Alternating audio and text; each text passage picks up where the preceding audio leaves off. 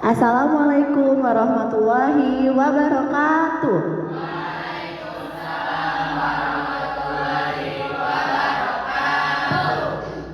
Good afternoon, best teachers.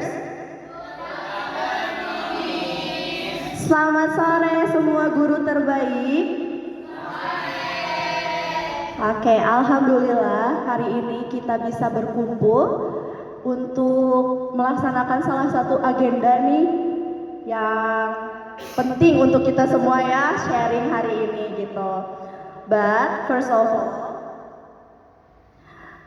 we would like to thank Almighty Allah Subhanahu wa Ta'ala, who has given us some mercies and blessings so that we can attend this special occasion without any troubles and obstacles. And then secondly, salawat and salam may always be given to our Prophet Muhammad sallallahu alaihi wasallam, who has guided us from the darkness to the lightness, and from jahiliyah to the cleverness, namely Islamic religion. So let's open this agenda with basmalah together.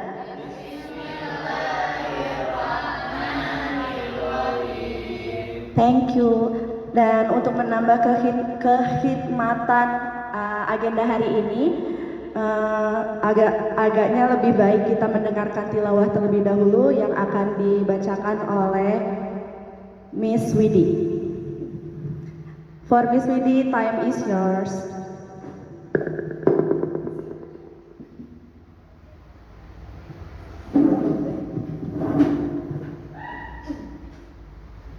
A'udzu billahi minasy syaithanir rajim. Bismillahirrahmanirrahim. Al-Qari'ah, mal-Qari'ah, wa ma adraka mal-Qari'ah. Yauma yakunun nasu kal farashil mabthuth wa takunul jibalu kal'ihnil manfush. Fa'amma man thaqulat mawazinuh fahuwa fi 'ishatin radiyah, wa amma man khaffat mawazinuh fa ummuhu hawiyah, wa ma adraka ma hiya narun hamiyah. Sadaqallahul azim.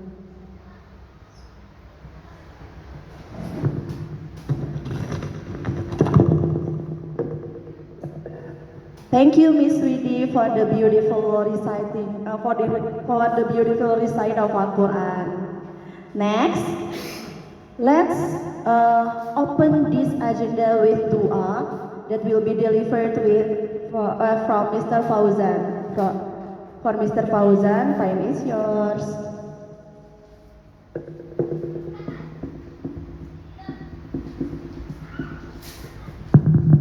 Bismillahirrahmanirrahim. Assalamualaikum warahmatullahi wabarakatuh. Mari sejenak kita berdoa dulu untuk kegiatan pada sore hari ini. Bismillahirrahmanirrahim. Allahumma shalli ala sayyidina Muhammad wa ala ali sayyidina Muhammad kama shallaita ala sayyidina Ibrahim wa ala ali sayyidina Ibrahim wa barik ala sayyidina Muhammad wa ala ali sayyidina Muhammad fil alamin innaka Hamidum Majid.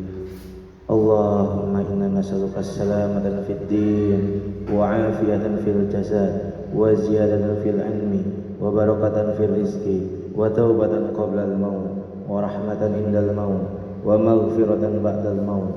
Allahumma hawwin 'alaina fi syakaratil maut wan najati minan nari wal 'afwi minal hisab. Allahumma arinal haqqa haqqan warzuqna ittiba'ah wa arinal batila batila warzuqna ijtinabah. Rabbana hab lana min azwajina wa zurriyyatina qurrata a'yun waj'alna lil muttaqina imama. Allahumma ajirna minan nar, Allahumma ajirna minan nar, Allahumma ajirna minan nar. Rabbana atina fid dunya hasanah wa fil akhirati hasanah wa qina adzabannar. Sallallahu ala sayyidina Muhammadin wa ala alihi wa sahbihi ajmain. Al-Fatihah.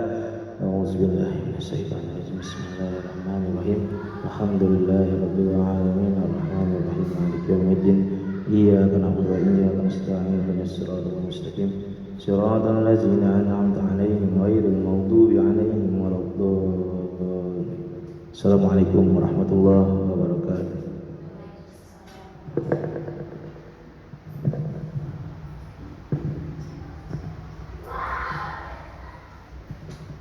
Oke, thank you to Mr. Fauzan atas lantunan doanya karena sudah dengan hikmat memimpin doa untuk hari ini ya. Baik, akhirnya kita sampai nih ke agenda utamanya, our main event for today. So we are going to listen to our speaker today, which is Mr. Emas Muslihuddin ST from SDIT Mentari Ilmu Jatisari. So he will be sharing tentang about aksi nyata budaya positif. Nah, dengan itu mari kita simak sharingnya. Nanti kalau misalnya ada penasaran-penasaran boleh tanya jawab ya Pak ya. Ya seperti itu. For Mr. Emas, time is yours. Silakan. Mari kita sambut dengan takbir. Cek. Mik satu lagi di mana? Bismillahirrahmanirrahim. Assalamualaikum warahmatullahi wabarakatuh.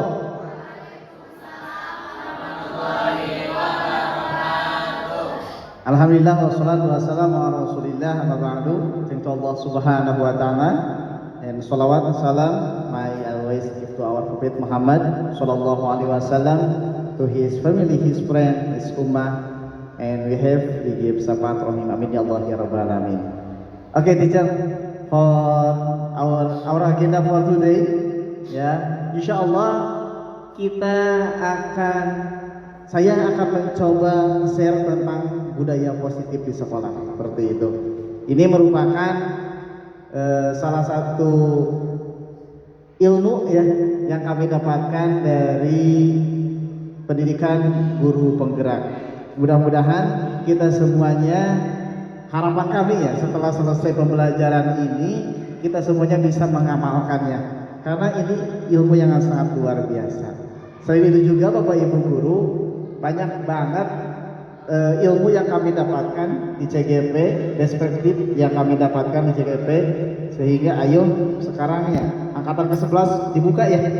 Sebelum itu ayo segera tergabung ya teman-teman semuanya. Oke, untuk menghemat waktu teman-teman semuanya, ini jangan terlalu fokus ke fotonya ya, seperti itu. Fokus aja ke tulisannya seperti itu ya. Oke, lanjut Bapak Ustaz. Oke, alhamdulillah acara pembukaan sudah barusan. Kita lanjutkan ke ini agenda sore ini, sekitar 10 menit pembukaan, 60 menit tentang materinya. Semangat Nabila? Semangat dong. Ya, kemudian yang selanjutnya 10 menit ada tanya jawab dan penutup. Mudah-mudahan waktu yang sekitar 60 sampai 80 menit ini bisa berjalan dengan maksimal ya. Oke, baik. Yang pertama ini, harapannya teman-teman semuanya bisa hadir seutuhnya atau mindfulness ya. Tenangkan hatinya dan pikirannya, singkirkan sejenak. Walaupun memang kita di sore hari, tapi insya Allah bisa ya. Untuk guru SDIT mah bisa.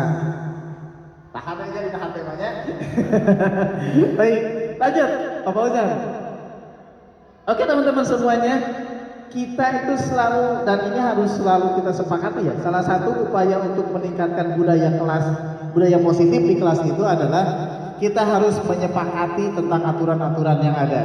Baik, untuk selama 60 menit ke depan, teman-teman semuanya kita sepakati aturan-aturan yang akan kita jalankan supaya saya enak, Bapak Ibu nyaman, dan belajarnya lebih maksimal lagi. Apa Bapak Ibu? Ada usulan untuk kesepakatan kelas? Yang pertama, fokus terus Apa Bu? Kedua, yang pertama tadi fokus, yang keduanya apa? Aktif. Terus apa lagi? Apa Bu? Tertib.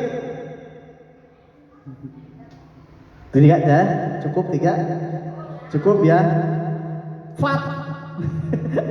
Apa aja? Fokus, aktif, tertib. Oke, kita lanjutkan. Nah, ini teman-teman semuanya. Dari di antara 6 gambar ini, gambar mana yang Bapak Ibu harapkan di kelas Bapak Ibu atau di lingkungan Ibu? Dari ke-6 gambar ini ekspresi muka ya. Ekspresi muka dari bayangkan Bu, anak-anak kita, harapan kita itu pengennya seperti punya ekspresi seperti apa setiap harinya? Yang bawah, yang mana? Sebelah kanan ini ekspresi apa Bu? Senang, bahagia. Kalau yang ini? Marah. Yang ini? Polos ya. Berarti harapannya ekspresinya yang sebelah sini ya. Ada yang mau menyampaikan satu orang aja, kenapa memilih yang ini? Mana ini satu lagi ya? Boleh. Ada Bu, mangga boleh. Siapa yang mau nyampein kenapa memilih yang ini? Boleh Bu. Oke, milih yang paling sebelah kanan. Harapannya dengan kondisi bahagia dapat menyerap ilmu dengan banyak.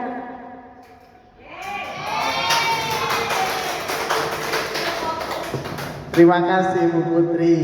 Kira-kira supaya ekspresi anak-anak kita selalu bahagia seperti ini, apa yang harus dilakukan? Pembelajaran yang menarik. Terus apa lagi? Suasana nyaman. Apa lagi? Guru yang bahagia. Guru yang bahagia, betul sekali Bu. Oke, karena guru juga jadi faktor untuk kebahagiaan anak-anak kita semuanya ya. Jadi itu semuanya, ketika semuanya bagus, maka insya Allah lingkungan juga akan bagus. Barusan saya di klinik ada poster tulisannya, hati bahagia adalah obat. Ya, hati bahagia adalah obat. Seperti itulah. Kalau kita guru-gurunya bahagia, lingkungannya nyaman, aman dan tertib, maka insya Allah anak-anak pun juga akan bahagia. Dan ketika bahagia itu insya Allah akan nyaman untuk belajar. Oke, lanjut Pak. Tujuan pembelajaran kali ini adalah mendemonstrasikan pemahaman mengenai konsep-konsep inti dalam modul budaya positif. Ini tujuan kita ya. Terus Pak, lanjut breakingnya nanti. Ini topik, ada 6 topik yang akan kita bahas selama 1 bulan lebih. Kalian pelajari 1 modul ini dan insya Allah dalam waktu 1 jam ini kita selesaikan. Siap ya?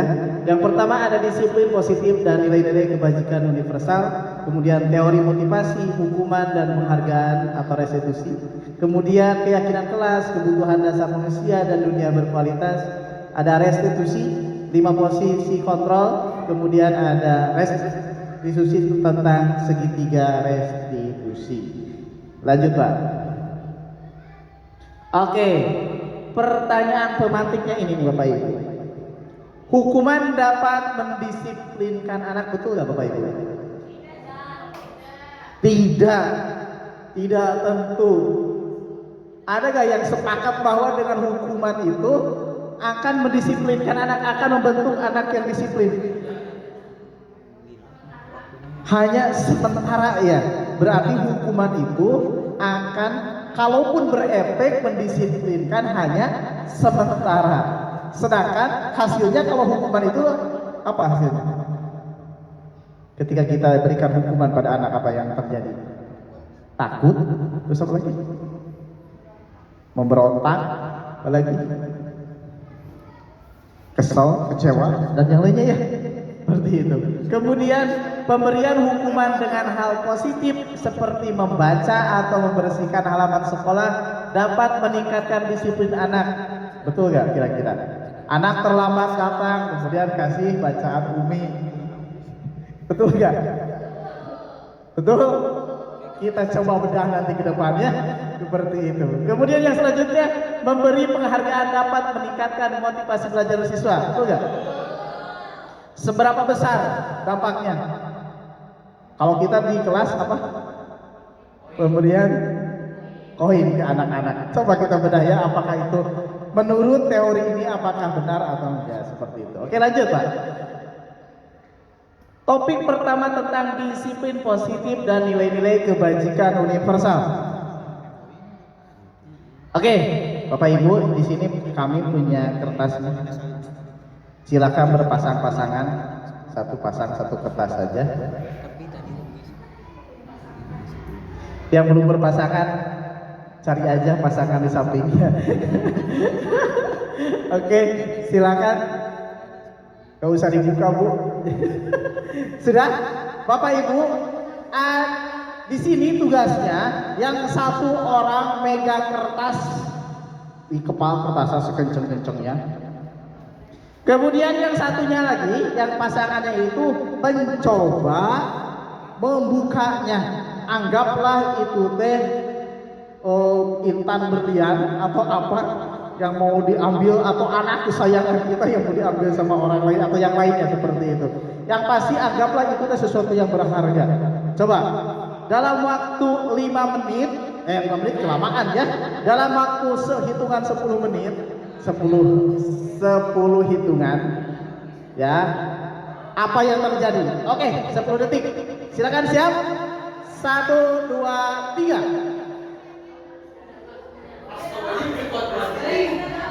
3, 4, 5, 6, 7, 8, 9, 10. Oke, cukup. Ada yang kebuka? Ada yang kebuka? Ada, Bu Putri. Coba, apa yang Ibu pikirkan?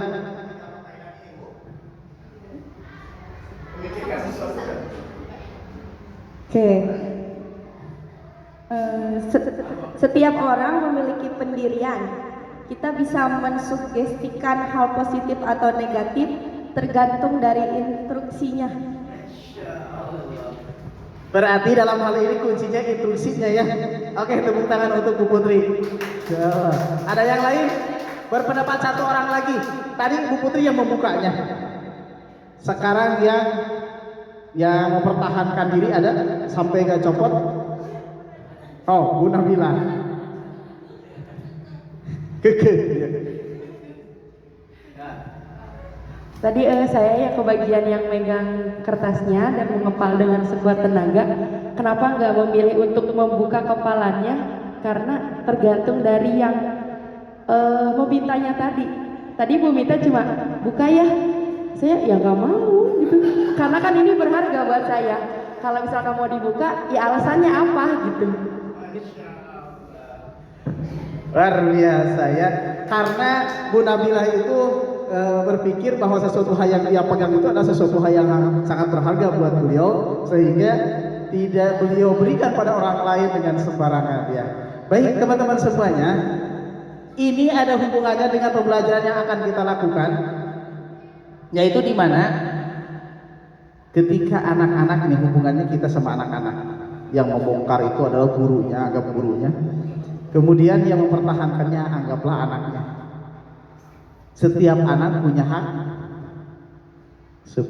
Setiap anak punya hak masing-masing, punya privasi masing-masing, punya rahasia pribadinya masing-masing, punya pendiriannya masing-masing. Berhakkah kita sebagai guru memaksa dia untuk berubah?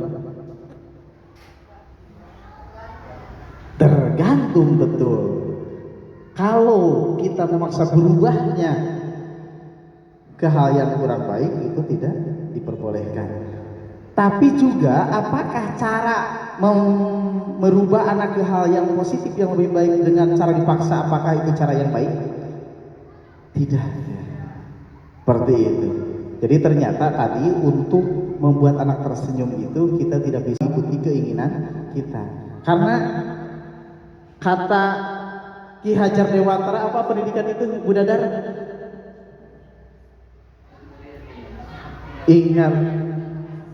Ingar sok sungtulono.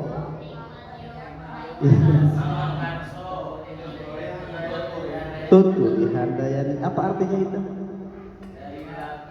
Dari terus dari belakang bisa mendorong dari mengayong. Baik teman-teman semuanya, dalam hal itu kita bisa belajar bahwa pendidikan itu mengantarkan anak, mendampingi anak, ya, bukan apa, memaksakan, seperti itu ya. Bukan begitu ibu psikolog. Ya seperti itu ya. Lanjut ya. Jadi dalam hal ini kita sebagai guru tidak bisa memaksa anak untuk berubah dengan cara kita, seperti itu. Baik, nah ini perubahan paradigma teori kontrol atau ilustrasi kontrol yang dikembangkan oleh Dr. William Fraser. Di mana yang pertama ilustrasinya itu guru mengontrol murid. Ini yang perlu diluruskan. Guru mengontrol murid. Guru itu tidak bisa seutuhnya mengondisikan anak, tapi dalam hal ini anak juga memiliki hak untuk berubah. Seperti itu ya, berubah dengan caranya, tentunya dengan bimbingan kita. Kemudian ilustrasi bahwa semua penguatan positif, efektif dan bermanfaat. Ini contohnya kita di kelas kan ngasih koin. Kalau anak tidak dikasih koin, apakah anak berbuat baik enggak? Terkadang mah tidak ya. Terkadang mah ini mah gak kasih koin gurunya, maka pada akhirnya santai saja ya. Ternyata tidak setiap pemberian positif itu berdampak positif. Justru malah dia itu ketergantungan pada hal positif itu ya. Kemudian ilusi bahwa kritik dan membuat orang merasa bersalah dapat menguatkan karakter. Kan ada guru yang kasih aku sama ibu teh capek ngajar kalian teh. Dengan hal seperti itu apakah bisa merubah anak? Ya, terkadang bisa di depan, iya kasihan saya lihat Bu Putri udah mah anaknya banyak, anak kecil-kecil, sakit-sakitan, ya kasihan.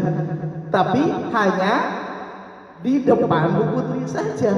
Lepas ya Bu Putri goyah dia. Kemudian ilustrasi bahwa orang dewasa memiliki hak untuk memaksa. Kita sebagai guru, tuh betul ya kata Bu Dadar ya, memiliki hak untuk memaksa. Nah ini mungkin yang perlu kita luruskan. Kita gak bisa memaksakan pada anak hanya karena kehendak kita.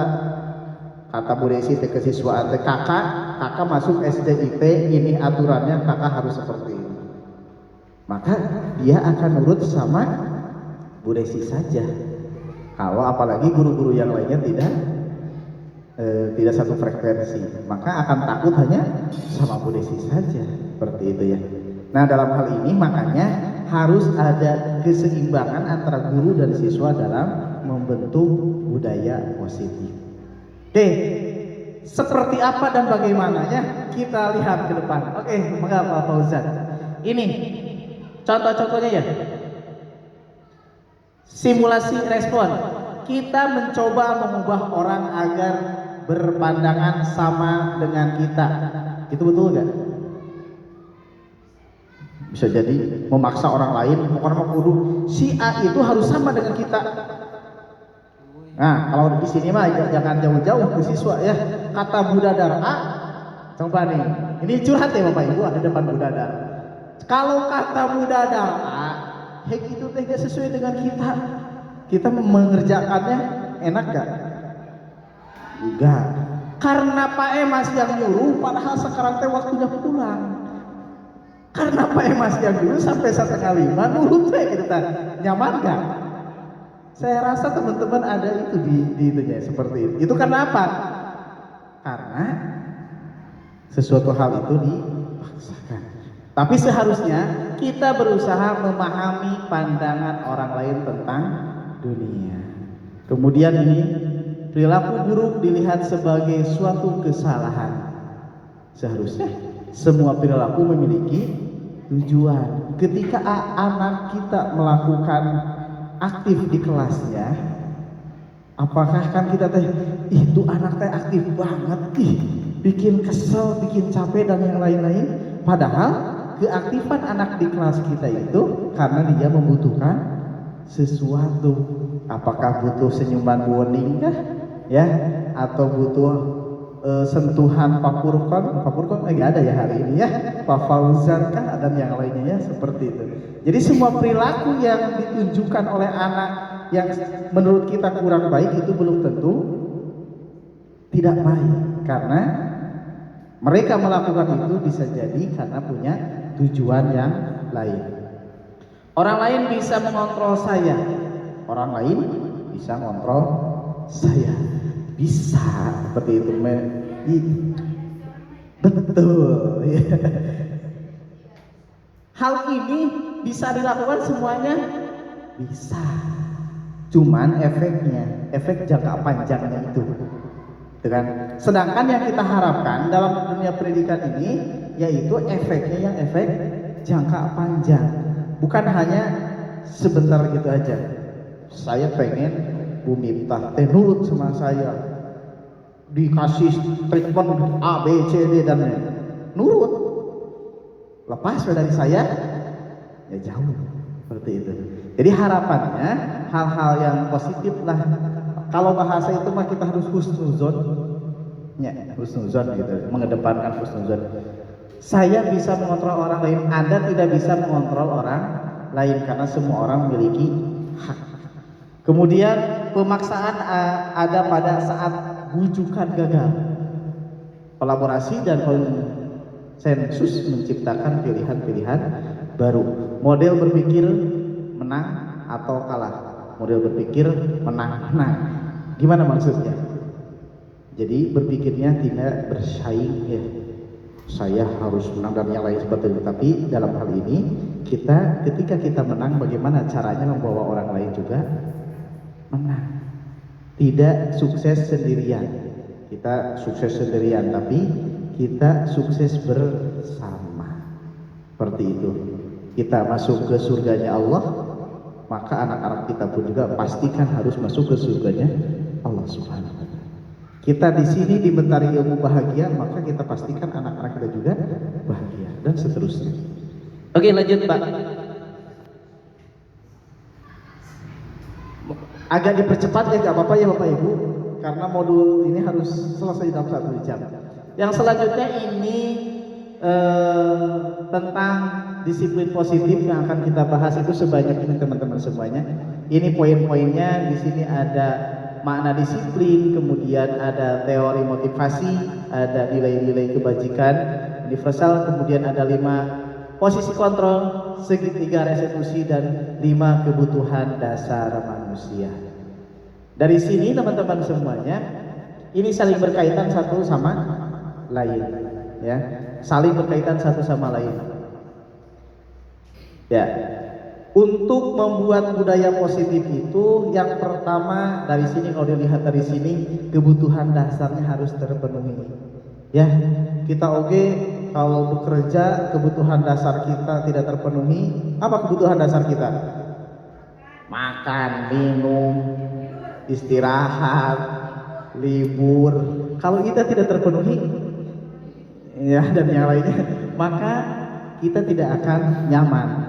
Nah, bagaimana sekarang ketika muncul ketidakdisiplinan di anak-anak, maka kita bisa menyelesaikan dengan kita bisa memposisikan diri kita sebagai posisi kontrol ini. Kemudian ada dalam proses melaksanakannya juga kita menggunakan segitiga restitusi.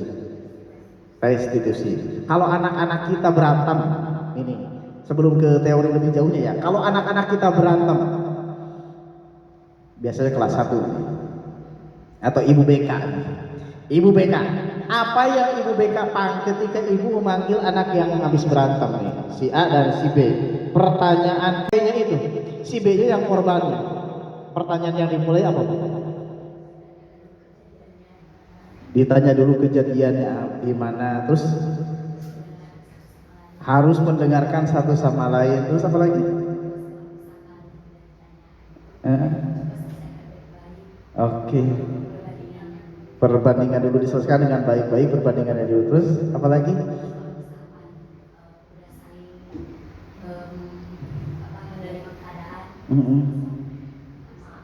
Berarti saling menerima keadaan, saling memaafkan.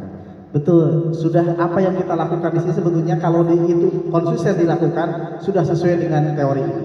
Ketika ada anak marah, maka hal pertama yang kita dengarkan dulu, kemudian kita tenangkan dulu. Setelah ditenangkan, yang langkah selanjutnya adalah validasi kebutuhannya, validasi kenapa kakak, oh seperti dan yang lainnya. Nanti kita praktekkan di depan, mudah-mudahan waktunya cukup. Lanjut Pak, jam berapa sekarang? Jam 4 ya. Oke lanjut Pak. Apa makna disiplin menurut Bapak Ibu? Satu orang, Pak Rogi, maka bisa di depan sini. Menurut Pak Rogi, apa makna disiplin Pak Rogi?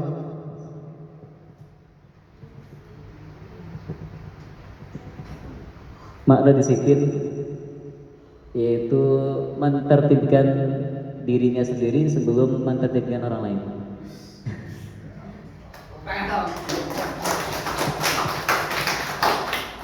Dari ibu-ibu ada gak?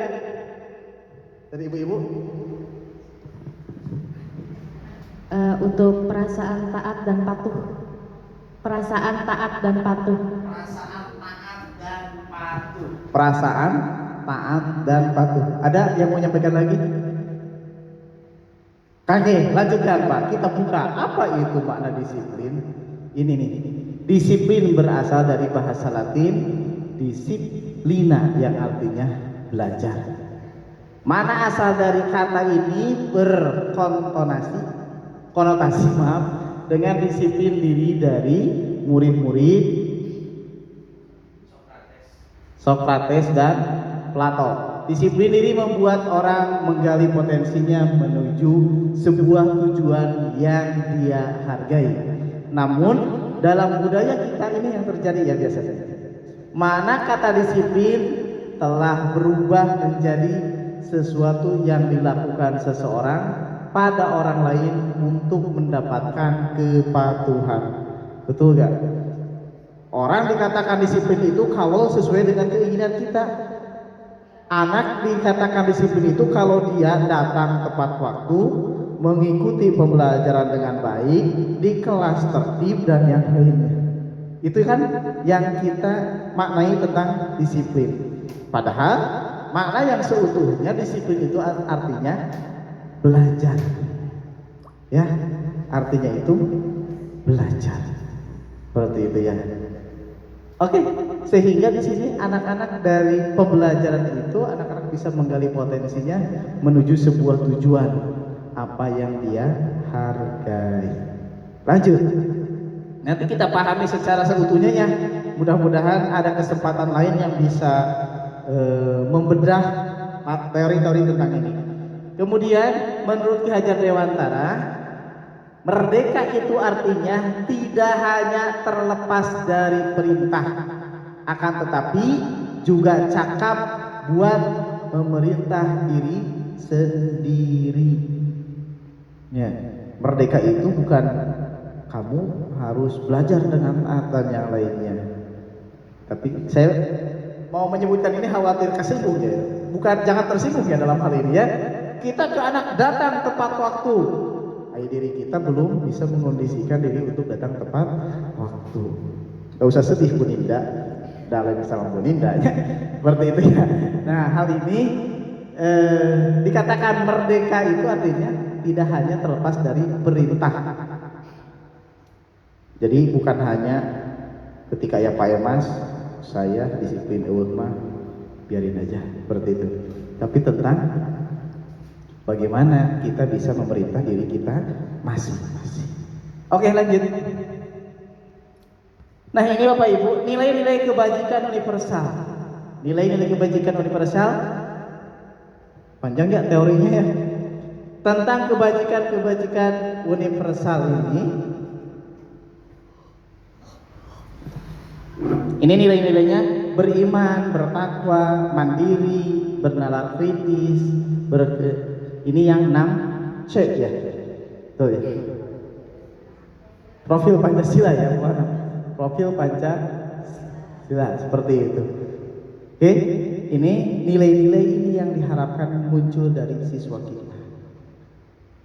Jadi bukan nilai-nilai kehil kaguru karena dipaksa untuk baik, tapi nilai-nilai ini yang diharapkan ketika anak-anak kita lulus itu mereka memiliki profil pelajar Pancasila, dari mulai beriman, mandiri, bernalar kritis, berkebinekaan global, bergotong royong dan kreatif.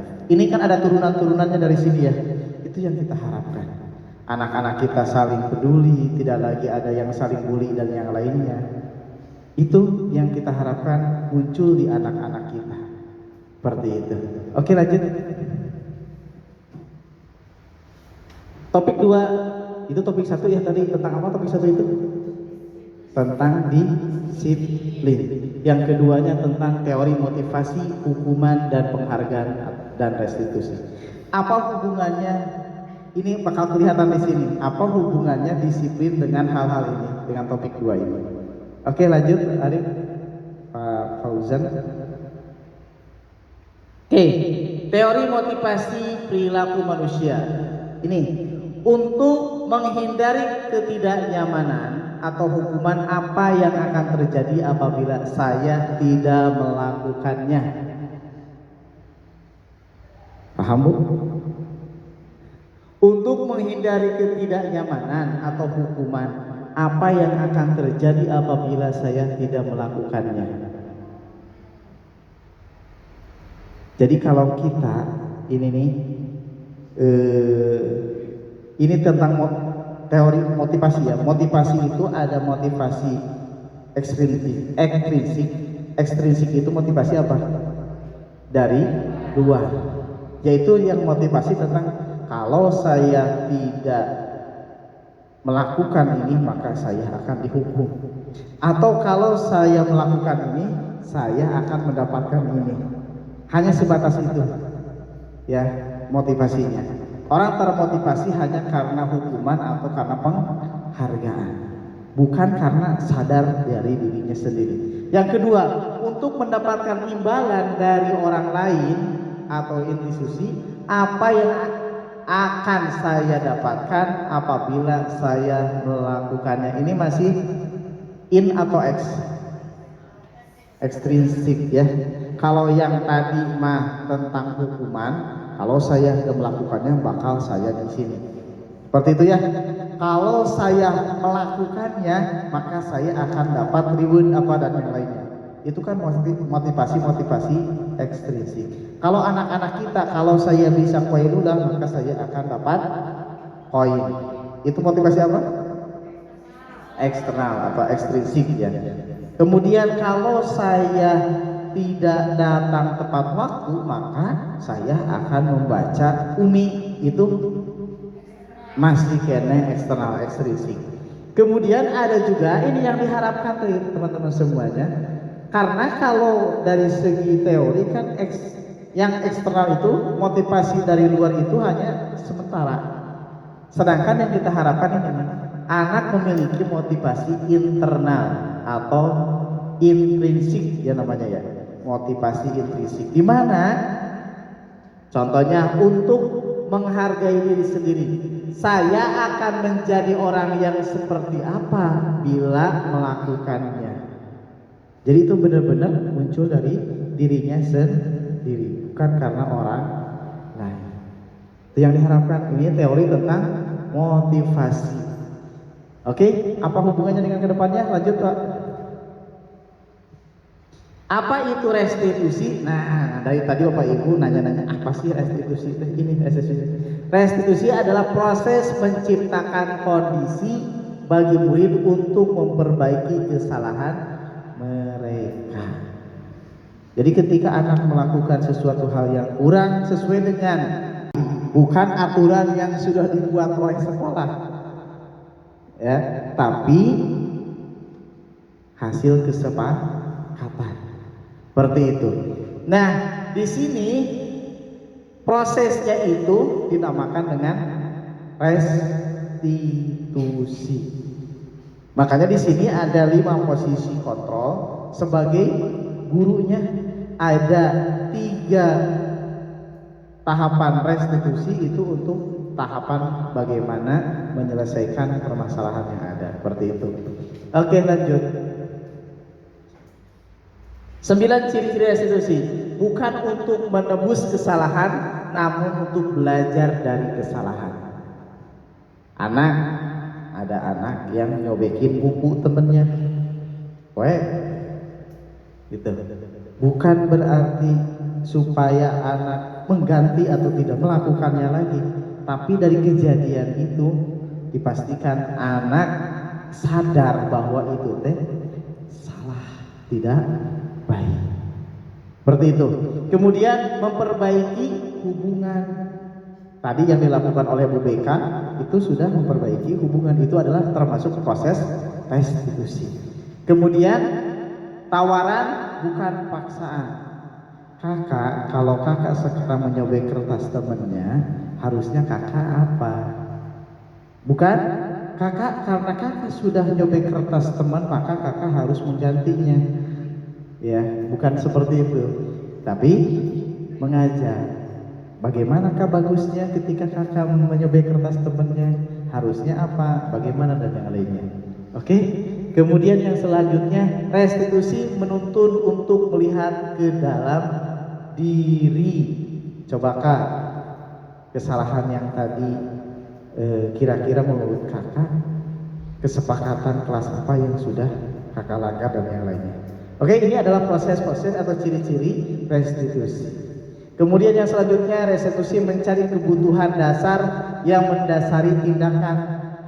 Anak menyobek kertas temannya, jangan-jangan ada sesuatu kebutuhan dasar anak tersebut yang tidak terpenuhi. Jangan-jangan dia nyobekin kertas itu karena pengen perhatian dari gurunya, atau gara-gara dia tidak nyaman dengan temannya dan yang lainnya, ya. Seperti itu. Kemudian restitusi diri adalah cara yang paling baik. Restitusi fokus pada karakter bukan tindakan. Fokusnya pada karakter. Kemudian restitusi fokus pada solusi, bukan karena masalahnya. Bukan memperbesar masalahnya tapi mencari solusinya. Kemudian restitusi mengembalikan murid yang berbuat salah pada kelompoknya. Nih, ada salah satu orang melakukan kesalahan sehingga dijauhinlah sama teman-temannya. Nah, harapannya dengan adanya restitusi ini, si anak yang melakukan kesalahan itu bisa diterima kembali oleh kelompoknya, oleh teman-temannya, seperti itu. Oke, lanjut. Yang selanjutnya tentang topik 3, nanti kita diskusi ya di akhirnya ya teman-teman, tentang keyakinan kelas. Keyakinan kelas itu apa? Ada yang pernah mendengar nggak keyakinan kelas?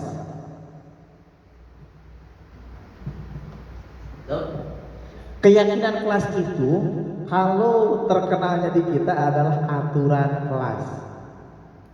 Ya. Apa yang membedakan antara keyakinan kelas dan aturan kelas? Itu Bu. Kalau aturan kelas yang membuat guru atau sekolah. Kalau keyakinan kelas dibuat secara bersama-sama. Bahkan dalam prosesnya anak kita ajak diskusi, bagaimana kakak, menurut kakak apa sih yang membuat kakak itu tidak nyaman di kelas ini? Dia sebutin. Kemudian kakak yang membuat kakak nyaman di kelas ini apa? Dia sebutin. Coba kak, dari beberapa sesuatu hal yang bikin kita nyaman dan tidak nyaman ini, kita sepakati supaya kakak tetap nyaman. Apa yang harus dilakukan? Maka anak-anak mencari tadi ya nilai-nilai positifnya itu apa saja dan seterusnya. Dan insya Allah kita lakukan ya ke depannya tentang hal ini. Oke, ini keyakinan kelas itu kalau kita kenama dengan aturan kelas. Cuma kalau keyakinan kelas hasil diskusi, hasil kesepakatan bersama. Jadi tidak ada pemaksaan. Apakah di sekolah itu boleh nggak tidak ada aturan? Boleh nggak? Di sekolah tidak ada aturan sama sekali, boleh nggak? Nggak boleh, karena kenapa? Tidak akan terarah. Cuman apa yang harus disesuaikan? Aturannya itu hasil kesepakatan bersama. Tuh, ya. Kalau memang di kita tidak boleh ada aturan, berarti salah ketika ada Quran, betul nggak? Ya, ada Quran itu, di Quran itu adalah aturan yang sudah jelas. Seperti itu ya. Oke, lanjut Bapak Ibu. Mengapa tidak peraturan saja? Mengapa harus keyakinan kelas ini? Jawabannya, untuk mendukung motivasi intrinsik kembali ke nilai-nilai keyakinan-keyakinan lebih menggerakkan seseorang dibandingkan mengikuti serangkaian peraturan-peraturan. Jadi harapannya dengan adanya keyakinan kelas, karena memang hasil kesepakatan bersama, anak-anak bisa mengikuti, bisa bertanggung jawab dengan atas aturan atau kesepakatan kelas yang dibuat. Itu ya. Lanjut. Yang berikutnya ini tentang ini yang membedakan aturan kelas, selalu kembalikan buku ke tempatnya. Tentang keyakinan kelas, ini tentang tanggung jawab. Seperti itu. Dilarang mengganggu orang lain. Bahasa yang bagus dalam keyakinan kelas itu positif, bahasa itu positif ya. Bahkan kita juga kan tidak diperbolehkan ya ketika mengarahkan anak itu dengan larangan. Kakak gak boleh lari-larian. Tapi diganti kalau restitusinya, kalau keyakinan kelas, berjalannya dengan tertib dan yang selanjutnya. Seperti itu keyakinan kelas. Kesepakatan yang dibikin dengan bahasa yang positif. Oke, lanjut. Yang berikutnya ini.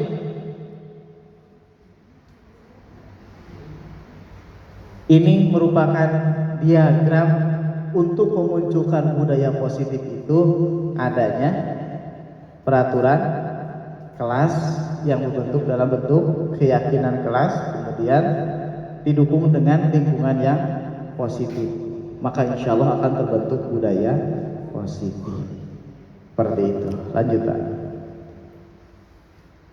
Nah ini tindakan guru. Ini harusnya saya hilangkan dulu ya. Seharusnya ini saya hilangkan dulu. Saya tanya ke Bapak Ibu. Tapi karena mengingat waktunya hanya 1 jam, tidak kalau kita diskusi yakin tidak cukup ya seperti itu. Ini contoh-contohnya Bapak Ibu. Yang bentuknya hukuman, konsekuensi dan ini hukuman dan konsekuensi. Mencatat 100 kali di dalam buku kalimat saya. Kalimat saya tidak akan terlambat lagi karena terlambat ke sekolah. Anak disuruh nulis 100 kali di buku, saya tidak akan terlambat lagi. Itu bentuknya apakah hukuman atau konsekuensi? Hukuman. Sudah jelas ya itu Pak. Hukuman. Bedain dengan yang konsekuensi teman-teman semuanya. Menggantikan kertas tugas teman yang telah dicoret-coret itu apakah hukuman atau konsekuensi? Konsekuensi. Ketika kita sudah bikin kesepakatan dengan anak, kita di kelas itu bikin kesepakatan A, B, C, D. Ketika A seperti ini, B seperti ini, kemudian dengan konsekuensinya. Kemudian anak melanggar, maka anak melakukan sesuatu atas pelanggarannya. Itu maksudnya kapan? Konsekuensi. Kalau hukuman itu tidak ada pilihan kemudian sok menyakitkan. Ya, seperti itu. Oke, lanjut tentang hukuman dan konsekuensi, masih yang hukuman dan konsekuensi gitu. Ciri-cirinya ini teman-teman. Kalau hukuman itu sesuatu yang menyakitkan harus terjadi, itu ya hukuman. Tapi kalau konsekuensi sesuatu harus terjadi. Kemudian membuat anak sakit fisik maupun hati untuk jangka waktu lama.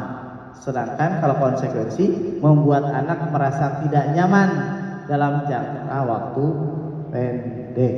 Memang pas dia melaksanakan teh, aduh, dan yang lainnya, tapi hanya sampai sebatas itu.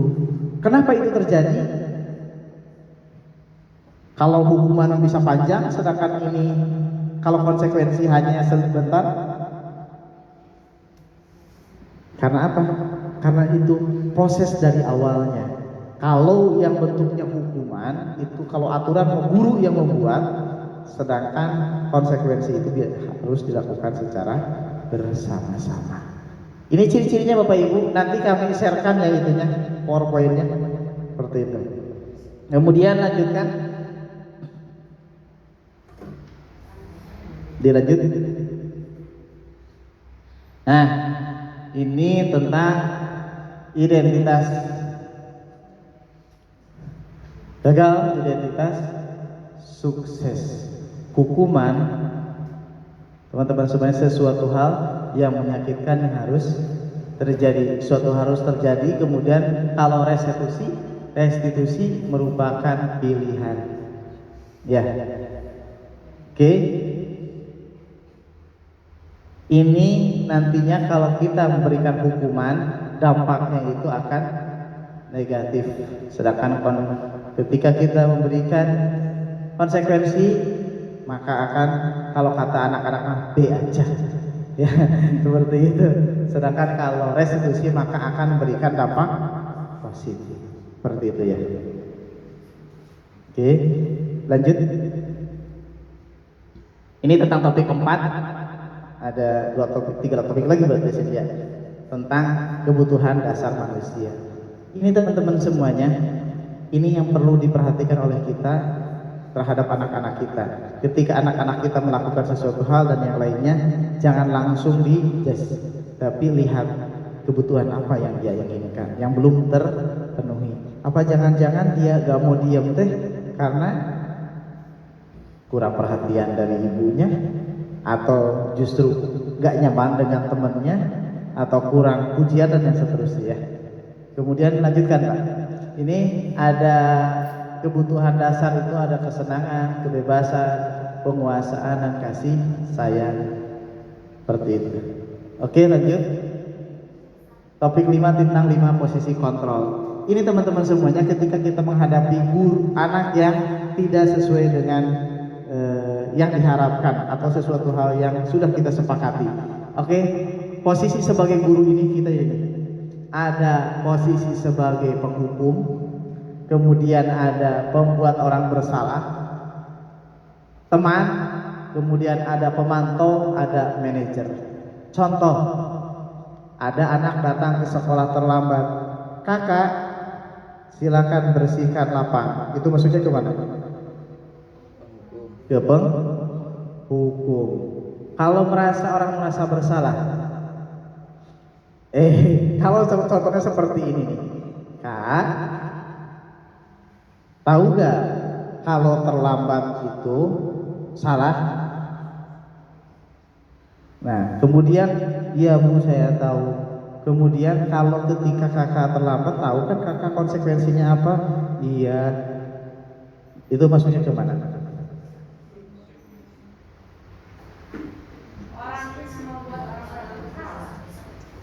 Dia itu masuknya ke pemantau. Kenapa? Kalau pemantau itu, kalau tandanya ini bisa dibaca nih Bapak Ibu. Kalau penghukum itu menyakitkan, kalau pemantau itu dia fokus pada aturan. Aturan akiu, kudu gitu dan yang seterusnya. Ya, kalau pemantau yang memberi hukum itu memberikan dampak sakit secara panjang, ya, dampaknya panjang. Kemudian ada cara, ayo dong kak, kita masa iya kayak gitu terus sebagai teman. Ini dampak positif dan itunya ada ya. Kemudian ada juga yang kayak gini, ayo dong kak, kerjain. Kalau gak dikerjain, nanti ibu dimarahin sama kurikulum. Itu sebagai apa? Sebagai manajer, sebagai pembuat orang bersalah. Jadi dia melakukan nanti, oh iya nanti Bu Putri bisa dimarahin ke Bu Dadar dan yang lain-lain seperti itu. Ya, atau oh iya kalau saya tidak melakukan ini khawatir Bu Desinya dimarahin Pak Emas seperti itu dan yang lainnya. Itu merasa membuat orang bikin merasa bersalah. Ini dampaknya satu persatunya ada ya Bapak Ibu. Ada dampaknya jangka panjang, menengah dan seterusnya. Adapun yang paling bagus itu sebagai manajer. Ya, sebagai manajer itu dia akan mempertanyakan kakak, kenapa kakak terlambat? Saya tadi ketiduran, jadi habis sholat subuh saya tidur lagi. Oh gitu ya kak. Harusnya kakak seperti apa? Seharusnya saya habis sholat subuh itu gak tidur lagi pak, langsung mandi dan yang lainnya.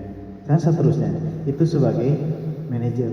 Kita itu harus tidak diperkenankan menjudge orang ketika berbuat salah. Pastikan dulu informasinya real, betul, benar. Seperti setelah itu, setelah divalidasi, kemudian sepakati hal apa yang harus dilakukan sehingga dia itu tidak melakukannya lagi dan muncul. Gak apa-apa, lanjutin aja. Dan munculnya itu dari apa? Munculnya dari dirinya sendiri. Kameramennya nudutan. Gak apa-apa ya. Kameramennya nudutan. Cangkelin tangannya seperti itu. Ini ya teman-teman semuanya. Harapannya ini nanti sama Bu Desi dan teman-teman kesiswaan kita mempelajari lebih dalam tentang hal ini. Makanya kami dorong terus Bu Desi untuk terus ikutan CGP ya, karena memang ilmu kesiswaan hukum semuanya di sini ada ya. Seperti itu. Ya ini teman-teman semuanya, kita seharusnya bertindak sebagai manajer. Ya, lanjut Pak.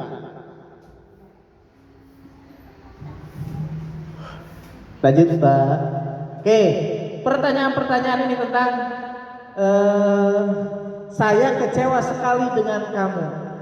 Ini mana udah ada isinya ya teman-teman saya. Ini udah ada isinya, harusnya ini kosongkan dulu baru dimunculkan. Oke, lagi-lagi tadi ya. Insya Allah karena kita terlalu sore acaranya jadi seperti ini. Saya kecewa sekali dengan kamu. Saya kecewa banget sama kamu. Sehingga orang teh, ya Allah, saya udah membuat si ibu kecewa dan yang lainnya. Ya, berarti dia itu sebagai apa? Membuat orang bersalah. Kamu tidak pernah benar melakukannya, sobat. Itu hukuman. Karena akan menyakitkan sama anaknya dan efeknya panjang. Kemudian, ayolah lakukan demi ibu. Aku kerjakan, masa iya. Nanti ibu dimarahin, nanti ibu dan lain-lain. Itu sebagai teman. Kemudian, apakah kamu mau mendapatkan stiker bintang hari ini? Nah, kalau di kita mah koin ya. Apakah kamu pengen mendapatkan stiker hari ini? Itu masuk ke mana? Pemantau. Ya. Jadi dia mah pemantau fokus pada aturan aja, aturan bawaan katanya. Seperti itu. Kemudian, bagaimana kamu bisa menyelesaikan masalah ini? Itu sebagai manajer. Jadi menyelesaikan masalah lewat restitusi tadi ya. Kemudian ada kamu selalu yang paling terakhir. Kamu selalu yang paling terakhir. Itu hukuman. Oke, lanjut ya. Oke, bisa membedakan ya antara kelima hal. Yang pertama itu sebagai penghukum, terus pembuat orang merasa bersalah, terus teman, terus memantau, terus manajer. Seharusnya yang paling bagus apa? Tapi yang lainnya apakah diperbolehkan atau tidak? Boleh. Dalam waktu, dalam kondisi tertentu. Seperti itu. Tidak selamanya harus sebagai manajer. Tapi tahapannya itu harus dilakukan. Kita sebagai manajer dulu udah dilakukan tahapan seorang sebagai posisi sebagai manajer, masih kena eta budak, maka naik sebagai pemantau. Udah dilakukan masih kena naik sebagai teman. Kita coba ajak dulu. Kemudian kita tekan lagi. Bersalah. Aduh. Dan terakhir baru hukuman itu lakukan setelah apa? Setelah proses dari bawah itu sudah kita lakukan dengan baik. Oke, lanjut. Ini bergerak antara peraturan pemantau, konsekuensi atau hadiah, nilai-nilai manajer, peraturan, jeung nilai-nilai pemantauan manajer. Nah ini, kalau kamu tidak, maka kamu akan apa? Itu sebagai masuknya ke sini. Hukuman. Kalau yang ini, apa yang kamu yakini, bagaimana perbaiki masalah ini? Ini sebagai masuknya ke manajer. Maka dia akan memunculkan nilai-nilai positif dan akan memperbaiki diri. Cuma terkadang Ibu BK biasanya nih. Bu BK, bagaimana rasanya Bu BK ketika menyelesaikan permasalahan anak-anak? Apakah ayah kesel? Ibu dah rasakan tidak? Merasakan ya. Karena memang ketika posisinya sebagai manajer, tahapan harus benar-benar sabar, menggali dan yang lainnya. Oke, lanjut Bapak Ibu. Maka anak itu dalam proses menstabilkan identitas. Iya Pak, tadi Ibu Dery itu udah gini dan yang lainnya. Maka kita coba tenangkan. Oh seperti itu ya. Kalau memang seperti itu kejadiannya, kalaupun Bapak ada di posisi kakak, bisa jadi Bapak juga melakukan hal yang sama. Seperti itu. Tapi kan itu semua bisa kita perbaiki ya. Nah itu kemudian kita validasi. Kenapa kakak teh melakukan hal ini teh? Setelah divalidasi, coba kak kira-kira kalau memukul orang itu baik atau enggak? Enggak Pak. Maka apa yang harus kita kakak lakukan? Aku selalu menghormati orang lain dan seterusnya. Insya Allah teman-teman di sini sudah menjalankan hal ini ya. Ketiga restitusi ini. Jadi dinamakannya itu, kalau kita yang sudah kita jalankan itu namanya segitiga restitusi. Yang pertama apa? Menstabilkan identitas, kemudian memvalidasi kebutuhan, kemudian menanyakan keyakinan. Jadi apa coba kak yang sudah kakak langgar? Saya tidak menghargai orang lain contohnya. Berarti kakak harusnya seperti apa? Aku keyakinan kelas apa? Keyakinan kelas apa ya? Harus kita lakukan. Seperti itu. Itu adalah proses untuk memunculkan restitusi gitu ya. Sehingga dari situ dampaknya itu harapannya muncullah budaya positif. Oke lanjut Pak Arif, Pak Fauzan. Ini guru berkata berbuat salah itu hal yang manusiawi, tidak ada manusia yang sempurna. Bapak Ibu juga buat salah dan seterusnya. Ini kalimat-kalimat untuk menenangkan atau menstabilkan. Kan untuk menstabilkan anak itu kita harus masuk ke dia. Frekuensi kita harus diseimbangkan dengan dia, seperti itu. Atau kalau kata salah satu guru kita di yayasan, kalau kita bicara dengan orang lain maka kita harus mengikuti kayak satu berpihak pada dia.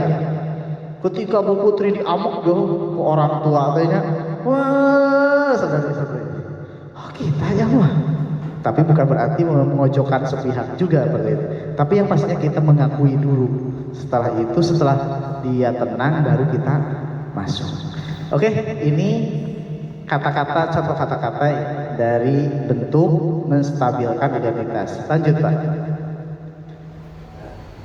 Ini dari validasi. Kamu bisa saja melakukan hal yang buruk, tapi kamu tidak melakukannya kan? Seperti ini. Ini dari proses validasi mau pindah ke proses ketiganya kita apa? Keyakinan. Menanyakan keyakinan. Lanjut Pak. Nah ini.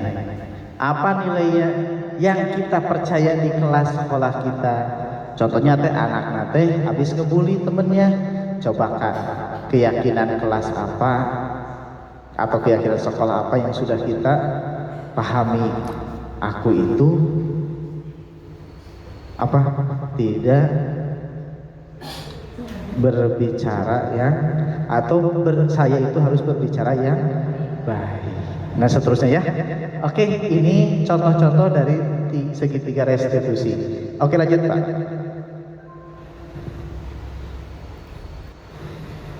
Oke, ini bisa dibaca dan dihayati oleh masing-masing.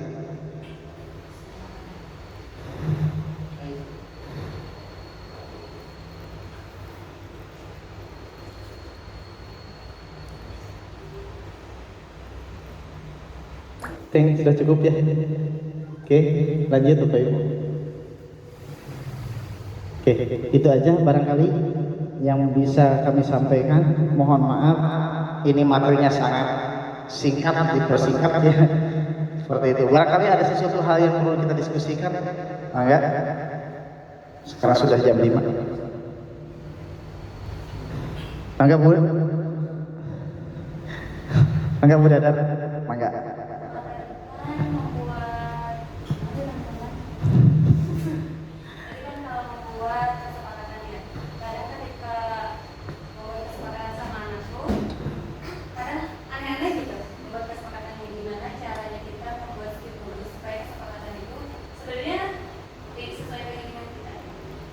Yang pertama, sebetulnya kalau untuk ke anak itu kita sudah memiliki rancangan.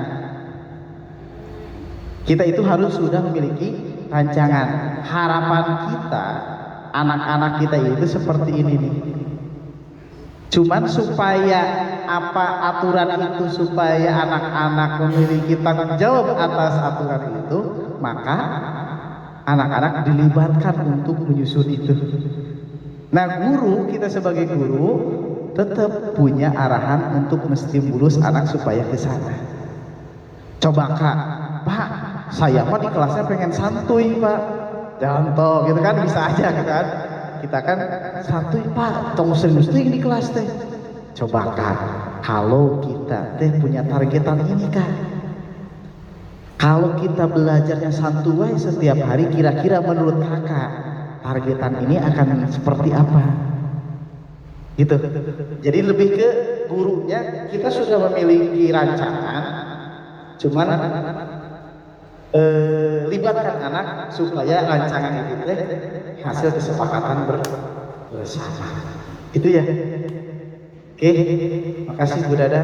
Mudah-mudahan bisa terjawab ya. Oke, sudah cukup? Pak Rogi satu lagi ya? Maka dari Iwan satu lagi. Tentang hubungan ya. Ya. Sedikit sharing dengan tua atau mungkin juga pengalaman pendidik juga. Ada wacana bahwa hubungan itu tidak selalu negatif arahnya. Betul. Mungkin tadi positif. Misalkan ketika peserta ini melakukan sesuatu yang negatif, misalkan bercanda atau misalkan sampai dengan bertengkarnya, kemudian guru ini kan mengatakan ternyata kalau hal negatif sebenarnya kan bisa dan lain sebagainya gitu. Mungkin misalkan kan nanti akan ada sekarang beberapa mereka melakukan itu, misalkan menghafal tentang beberapa dari menghafal surat atau misalkan menuliskan beberapa ayat, apakah hal tersebut Diperbolehkan. masuk ke dalam hukumannya, punishmentnya, atau masuk ke dalam konsentrasi atau dalam revisi yang tadi? Ya, betul. Maka teman-teman ada bisa jawab dulu dari teman-teman dulu, maka itu maksudnya hukuman atau konsekuensi atau restitusi? Ya, apa coba Bu, teman-teman?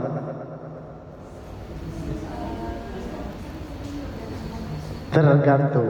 Kalau kita lakukan tanpa kesepakatan, maka maksudnya hukuman. Kalau itu hasil kesepakatan, maka konsekuensi. Kemudian bukan hanya kesepakatan, tapi ketika anak melakukan, kita panggil anaknya, kemudian kita ajak diskusi anak, itu maka itu proses restitusi seperti itu. Yang pasti nama ulah ngadadak. Bukan berarti tidak diperbolehkan hukuman, tapi tidak diperbolehkan adanya aturan. Bukan itu, tapi adanya aturan itu harus hasil kesepakatan. Seperti itu. Apakah boleh? Boleh, selama sudah disepakati. Pokoknya mah rumus nama itu mah kudu sepakat supaya merasa memiliki bersama-sama. Itu ya Bapak Ibu. Cukup? Insya Allah cukup ya teman-teman semuanya. Mudah-mudahan nanti bisa kita bahas satu persatu ya. Kalau ini mah kan benar-benar kadereden. Kemudian satu pihak saya yang berbicara. Nah harapannya ke depannya teman-teman semuanya kita sistemnya diskusi seperti itu, dan insya Allah kita tindak lanjuti mulai dari kesiswaan ya teman-teman kesiswaan, teman-teman BK dan teman-teman wali kelas per level. Nanti kita mulai sedikit-sedikit hal ini kita lakukan supaya apa? Supaya di SDIT Penerima Ilmu Jatisari itu ini muncul budaya positif, di mana budaya positif itu muncul karena tadi adanya aturan tapi hasil kesepakatan. Dari kesepakatan itu muncullah kenyamanan, dari kenyamanan itu mudah-mudahan muncul budaya-budaya positif.